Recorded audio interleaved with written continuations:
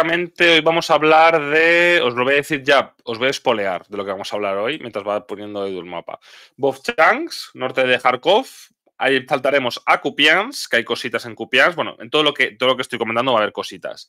Siversk, que es el título del directo, porque, bueno, podía haber puesto también Mir Nordar súper cercada, pero creo que había que darle un poquito más de variedad, ¿no?, al tema de Ucrania, porque ya lo hemos puesto varias veces, ¿no?, el cerco a Mir Nordar. Por tanto, si ves Mir Nordar, efectivamente, que hay, bueno, que ya luego miraréis en el mapa porque, bueno, vais a ver cómo está la situación. Y yo creo que con eso podemos cerrar más o menos lo que viene a ser los frentes para, bueno, para hacer un repaso, pues bueno, importante. Y luego, si queréis, pues puede dar tiempo a, pues bueno, a ver algunas preguntas, comentar un poco. Y nada, pues eso. Pues podemos seguir comentando el top 12, así de manera más informal, que yo creo que es gracioso. Mañana, de todas maneras, voy a estar en directo, aunque Edu ya ha dicho que tengo la presentación de Alejandro del libro, no os olvidéis, si estáis en Madrid, a las 7. Es la presentación de Alejandro, que es en Argüelles, creo recordar, pero bueno, si miráis su Twitter lo sabréis. Y bueno, no, ya la pole no ha pasado nada todavía. Pero bueno, que eso, que y mañana, pues a lo mejor pues no podré estar mucho todo el rato en el. Bueno, pues con Alejandro, pero bueno, para ponernos para allá el directo. Si no, a las malas le diré a Edu, si llego 15 minutos tarde te aviso. Pero vamos, en principio yo mañana estaré y comentaremos más cositas. Tengo cosas que comentar sobre Europa, sobre Estados Unidos. Podemos seguir comentando incluso el top 12. Yo creo que es interesante. Nada, Edu, yo creo que ya veo que está el mapa. No sé si me das pie a ello, me das caña y le doy al tema. Sí, adelante. Vale. Vale, para empezar, si puedes poner el mapa un poquito para arriba para que sea Vovchansk, o si no, bueno, simplemente lo comento. Pero bueno, os voy a pasar el mapa por aquí por comentarios para que siempre que lo podáis ver vosotros y podéis hacer. Ahí está, gracias, Edu. Para que podáis hacer el zoom que queráis, por supuesto. Primero de todo, ¿qué es lo que comentar? Pues bueno, Vovchansk, la ciudad, la ciudad, porque ahora mismo es una ciudad en ruinas, está completamente destruida. Pues la han tomado los rusos, lo tomaron ya la semana pasada, yo diría, o incluso antes, porque bueno, pues la niebla de guerra está como está, pero bueno, básicamente los rusos han tomado Vovchansk después de 20 meses de batalla. Recordemos que la batalla empezó allá por abril, mayo del 24, ¿no? En ese momento en el que Rusia abrió ese nuevo frente de Kharkov, ¿no? Y bueno, hubo unos avances, yo recuerdo que hubo unos avances bastante interesantes de Rusia en ese momento, que luego fueron parados porque los ucranianos lanzaron, bueno, sus reservas, ¿no? Y ahí hubo una batalla de desgaste muy, muy, muy fuerte. Como digo, 20 meses de batalla. Lo que pasa es que las últimas semanas los rusos han aumentado la intensidad de los ataques. Yo creo que han enviado incluso refuerzos, etcétera. Y nada, ya han capturado la ciudad, que bueno, que ahora mismo pues está en un estado, pues sin. A los que lleváis siguiendo la guerra a tiempo, si os acordaréis de Marinka, por ejemplo, que es una ciudad completamente destruida, pero es decir, no ha quedado prácticamente ningún edificio en pie, dicho de su nombre. Y bueno, la situación está. Bueno, que yo creo que el objetivo de Vovchansk ha sido ahora mismo de intentar aprovechando que los ucranianos han mandado refuerzos a la zona de Kupiansk y esta zona ha quedado bastante más desguarnecida, pues intentar hacer un push, ¿no?, para tomar Vovchansk, y quizás yo veo bastante plausible de ir avanzando hacia el sur, ¿no?, ir a lo largo de la riviera del río Donetsk, que está al lado, pues ir capturando pues asentamientos y seguir manteniendo esa buffer zone, ¿no?, esa zona de acolchamiento. Yo creo que es bastante probable que esa sea a partir de ahora la política o el ejército ruso, ¿no? También intentar que a lo mejor los ucranianos que están en Kupiansk se marchen, ¿no? Que se intenten que reservas que los envíen a ese norte de Kharkov y por eso intentar liberar la zona de Kupiansk, que ahora mismo está en una situación complicada para el ejército ruso, ¿no? Por esas reservas de los ucranianos y esas contraofensivas, ¿no? Dicho lo cual, vámonos a Kupiansk, que está más al sur. Recordáis que tenéis nuestro mapa, lo podéis seguir vosotros mismos. Pero bueno, como veis, toda la zona de turquesa quiere decir del territorio que ha retomado los ucranianos. Esto lo han hecho en los últimos días. básicamente una serie de contraataques que han sido fructíferos, porque recordemos que llevamos diciendo que ya lleva tiempo el ejército ucraniano enviando reservas, refuerzos, para intentar, digamos, hacer daño en esa ruta logística que tienen los rusos. Tienen ahora mismo unos problemas bastante graves en cuanto a la capacidad de suministro que tienen y logística. ¿Por qué? Porque tenían dos rutas, ¿no? Desde el norte. Recordemos que la zona no es tan fácil de comunicar y sobre todo de llevar refuerzos y logística, ¿no? Para los rusos. Y los contraataques ucranianos han conseguido cortar una de esas líneas, ¿no? Y por tanto la situación para el ejército ruso es más complicada. De hecho, como veis, para el sur ya no pueden avanzar los rusos y como veis están perdiendo territorio continuamente debido a los contraataques. Por otro lado, es verdad que los rusos, mientras están perdiendo territorio, por otro lado, han ganado territorio en la zona de Petropavlinka, han llevado una serie, ¿no? En esa dirección. De hecho, el último lo hemos actualizado hoy. Y bueno, a lo mejor puede ser que la intención es, ante la situación en Kupiansk, que es bastante precaria, pues intentar por lo menos que en el otro lado que la situación se pueda estabilizar e intentar, digamos, que establecer una mayor capacidad logística de comunicaciones que ahora mismo no parecen tener para poder seguir enviando, pues bueno, pues suministros y refuerzos a la zona de Kupiansk, ¿no? Pero bueno, la zona de Kupiansk la veis aquí. Y nos vamos un poco a Siversk. Si vais el mapa más abajo, al norte de Donetsk, si vais a Sloviansk y vais hacia la derecha, veréis que está Siversk. Siversk, como veis, como veis en el mapa, está prácticamente ya tomado por el ejército ruso, o bueno, sí, en su mayoría creo que está en un 70% tomada por el ejército ruso, y es probable, por tanto, que en los próximos días la situación, pues bueno, empeore. Aquí, ¿por qué digo que es lo más probable? Porque, bueno, el hecho de que básicamente la guarnición ucraniana no tiene manera de tener una logística propiamente dicha, porque como veis, para el norte han cortado la carretera de los rusos y para el sur también, por tanto, bastante complicado. Además, la Siversk, para el tiempo que llevaba este frente parado, que estamos hablando de a lo mejor es 2022 prácticamente, Siversk había mantenido como una zona de defensa y una muralla bastante importante. Los rusos habían sido incapaces de tomar esta zona o de hacer operaciones propiamente dichas que pudiesen poner en riesgo esta localidad, que es estratégica. Ahora explicaré por qué. Y bueno, parece que las últimas semanas, bueno, yo creo que desde finales de noviembre, mitad de noviembre, finales de noviembre, los rusos han avanzado bastante, han conseguido todos estos avances en ese espacio, en el espacio de un mes y pico.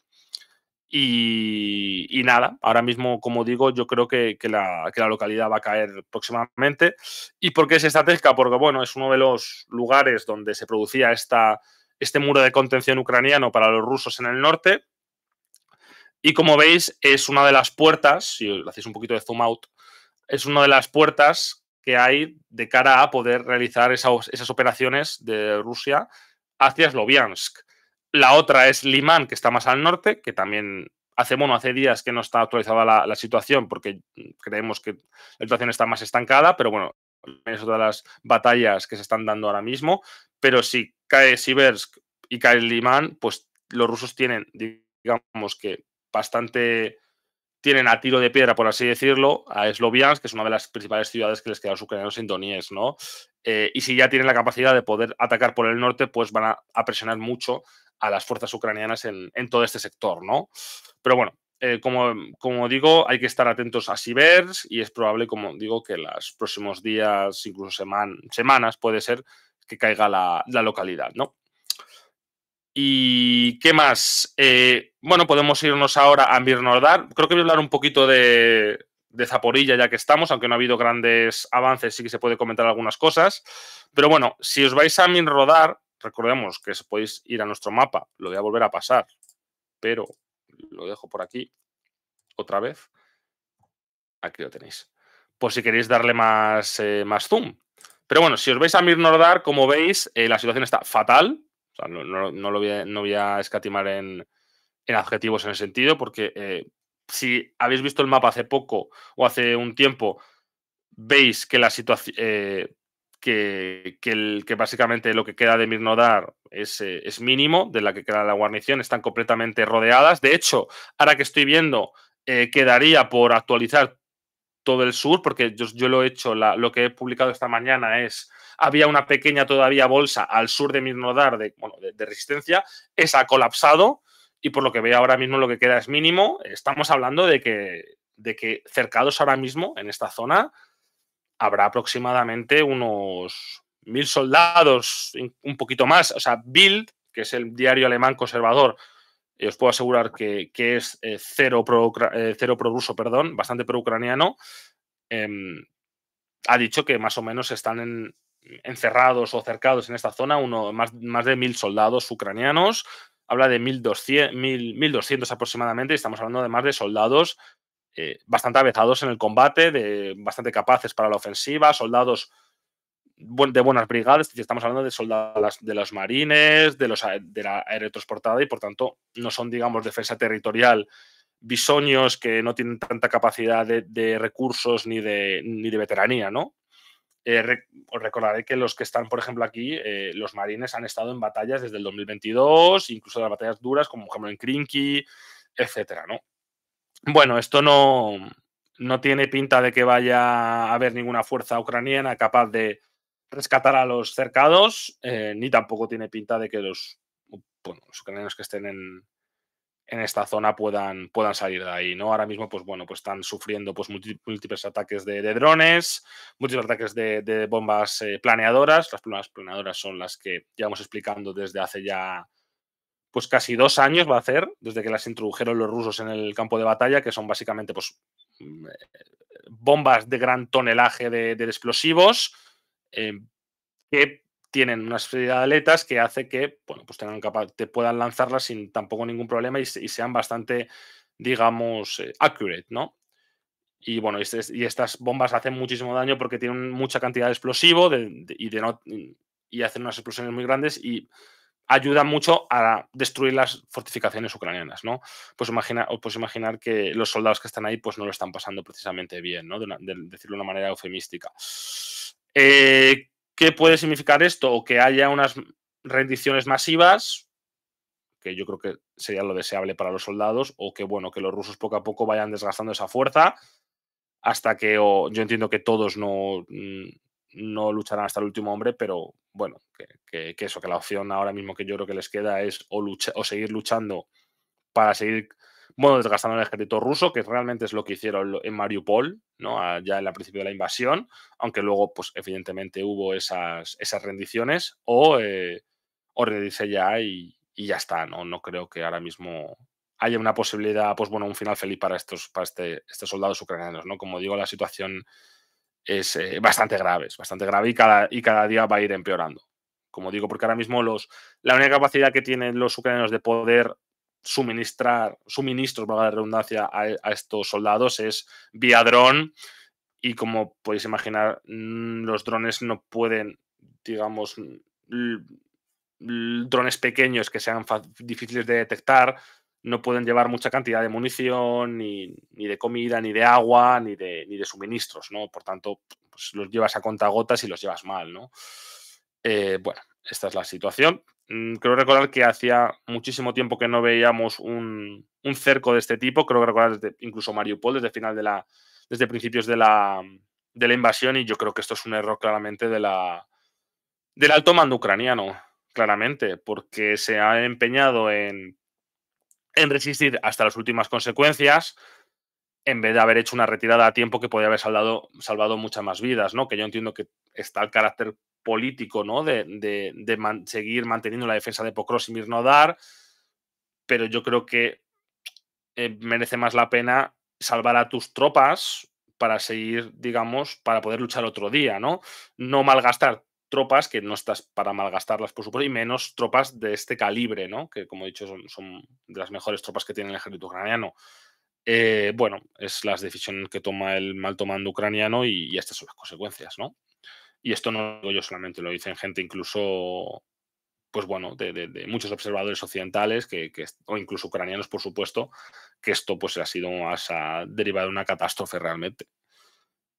Porque no solamente son los que están ahora, en estos 1.100 o 1.200 soldados que están ahora, o 1.000, sino los que llevan estando embolsados desde hace ya semanas, y para poder salir del caldero en ese momento han tenido que pasar por un estrecho margen de carretera prácticamente sin logística y pues sometidos al fuego de artillería y de drones continuamente. Es decir, que no solamente hay que hablar de estos soldados que están cercados, que por supuesto, sino de todos los demás que han estado en las últimas semanas, cuando ya se hacía, ya era un facto prácticamente que los rusos iban a tomar esta zona porque habían cortado todas las principales rutas de suministro y de logística y que el ejército ucraniano no tenía capacidad para aguantar ni para defender y que las defensas estaban colapsando, ¿no? Por tanto, hay que sumar también esas bajas, por supuesto, como un error claramente, que yo creo que los ucranianos tenían que haberse retirado y haber formado otra línea de defensa en condiciones al menos de no tanta inferioridad como en la batalla de desgaste que se ha formado en Pokros, ¿no? En Mirorad. Pero bueno, esa es mi opinión y yo creo que muchos, tanto en el ejército ucraniano como incluso en otros, en los estamentos occidentales también comparten, ¿no? Nada, ya para terminar un poco, quería mostraros un poquito cómo está Zaporilla, si puedes ir para Edu para allá. No solamente quería mostrar Huelapolis, sino también la zona que está más al oeste, porque también ha habido avances, ¿no? Pero bueno, un mapa general y os explico, vuelvo a pasar. ¿De cuántos soldados cercados? Os lo he dicho antes, unos 1000, 1200 según Bild, el diario alemán conservador, más o menos. Es la cifra, pero bueno, que igual antes, en un proceso de cerco estratégico han estado unos cuantos miles y eso estamos hablando de muchísimas bajas a la hora de intentar salir de esa zona y eso incluso lo cuentan los propios ucranianos que han estado en ese frente, ¿no? De que cuando los que han podido salir ha sido a través de un campo de ataques de drones, de artillería, etcétera, y que han sido a costa de muchas bajas, ¿no? En fin. Bueno, sí, llamar diario a Bill, pero bueno, me entendéis. Medio de comunicación o medio, como queráis llamarlo. También es bastante. Bueno, voy a dejarlo ahí. No voy a hacer una crítica ahora mismo. Bueno, el tema de Zaporilla. Bueno, como veis, en Gualiapole la situación no ha cambiado radicalmente. Es verdad que sí que está habiendo ese asalto a la ciudad y parece que la situación para los ucranianos no es muy buena, pero bueno, digamos que el colapso que estaba habiendo en los últimos días, semanas, parece que se ha parado. ¿Por qué? Efectivamente, porque han enviado refuerzos los ucranianos, ¿no? Pero bueno, la situación para esa zona es bastante indefendible en el estado en el que está, en el que tampoco tienen tantos refuerzos que mandar los ucranianos y tampoco tienen fortificaciones propiamente dichas, ¿no?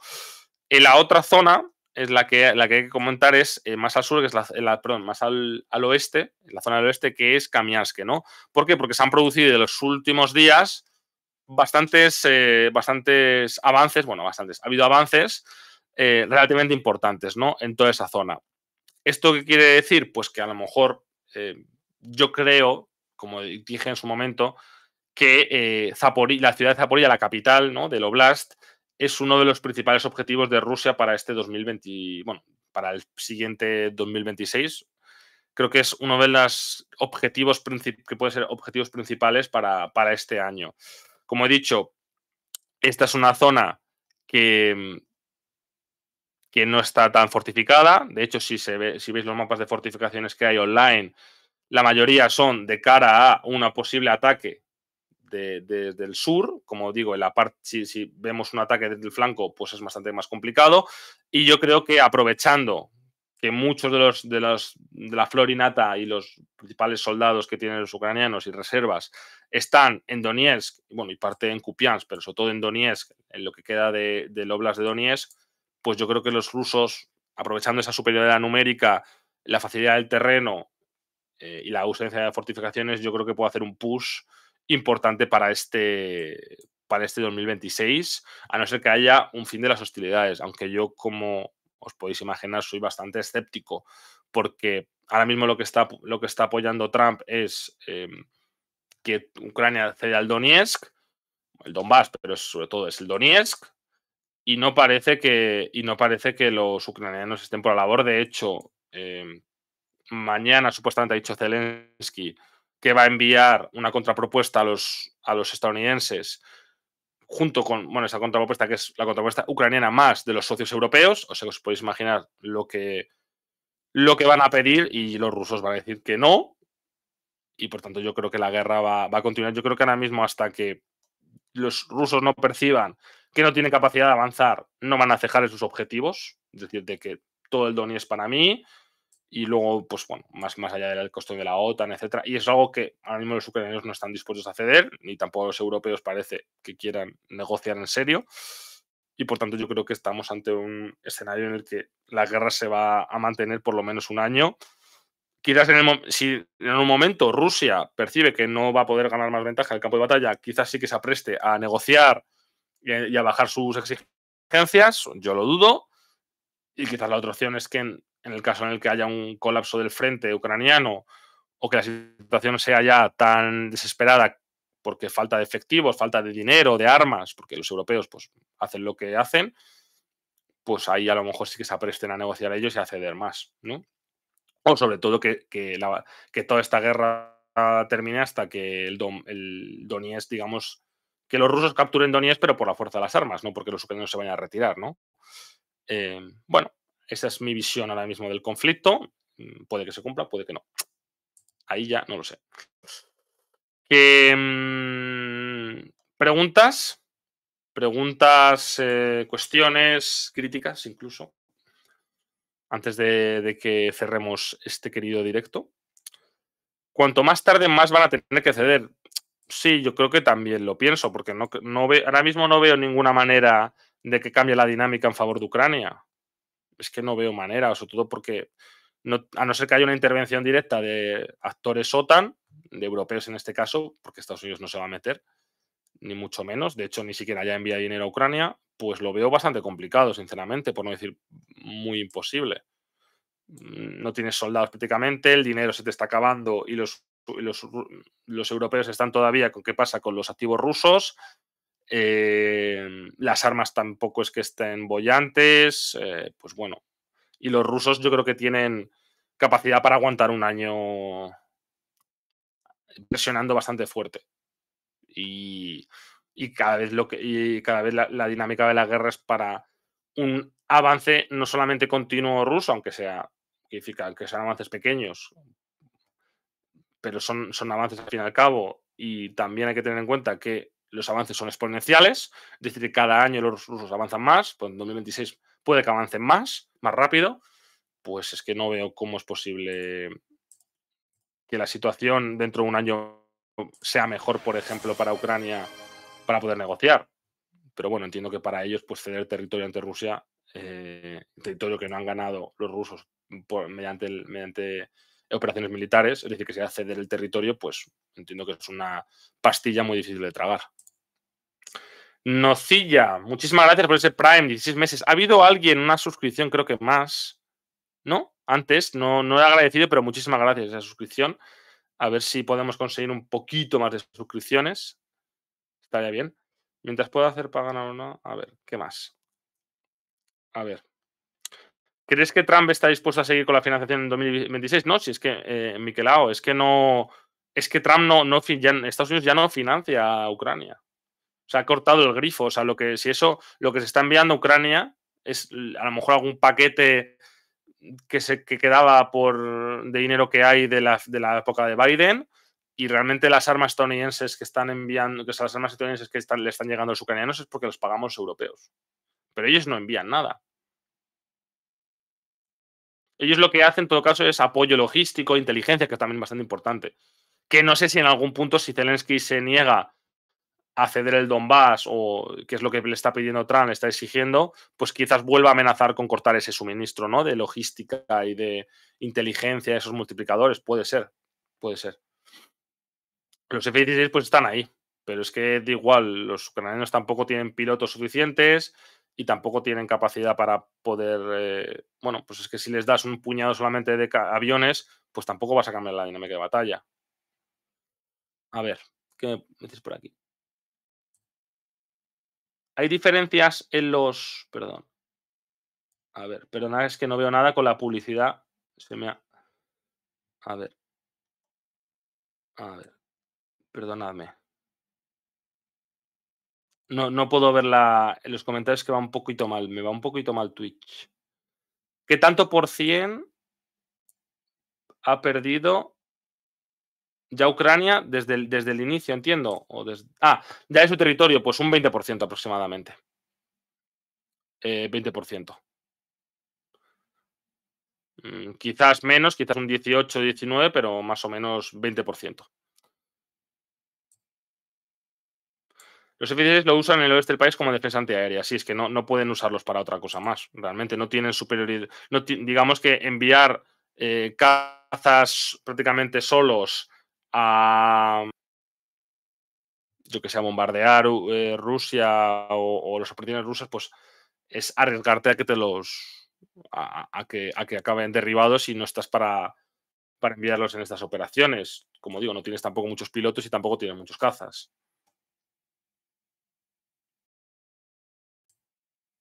¿Alguna explicación de la lógica de la obcecación de la UE con Ucrania? A ver, seguro que hay alguna explicación lógica. Yo no la tengo.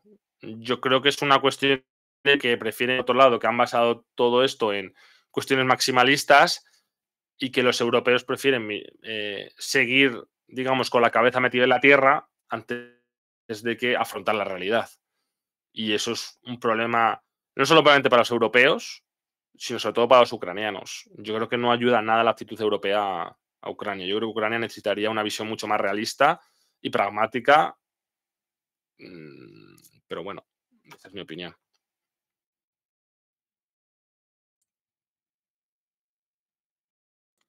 ¿En ese 20% cuentas Crimea? Sí, sí, cuento Crimea. Cuento todo Ucrania, lo que viene a ser Ucrania reconocida. Sí, no creo que sería bastante, que sería menos, pero sí, o sea, el 20% de Ucrania ocupado por los rusos. No sé si ya, como ya se me ha pasado el tiempo, pues no sé si tenéis alguna pregunta más, si no, pues cortamos ya. Y ya mañana los rusos van a intentar una zona de amortización fuera de Donbass. Hombre, tienen la zona de amortización, como he dicho antes, lo he explicado antes, está en, bueno, esto no lo he explicado, pero bueno, en Sumi, ahí cuando se produjo la operación en Kursk, los rusos lo que hicieron es presionar hacia Sumi, intentar crear esa zona de amortiguación para evitar nuevos ataques, entiendo, nuevas incursiones, y luego la zona de Kharkov, ¿no? Porque algunas zonas yo creo que pueden funcionar como zonas de amortiguación. Yo diría que esas dos zonas. Y nada, Edu, cuando quieras, pues cerramos y ya mañana vengo a hacer otro bloque. Podemos seguir hablando de Ucrania, de Europa, de Estados Unidos, incluso del top 12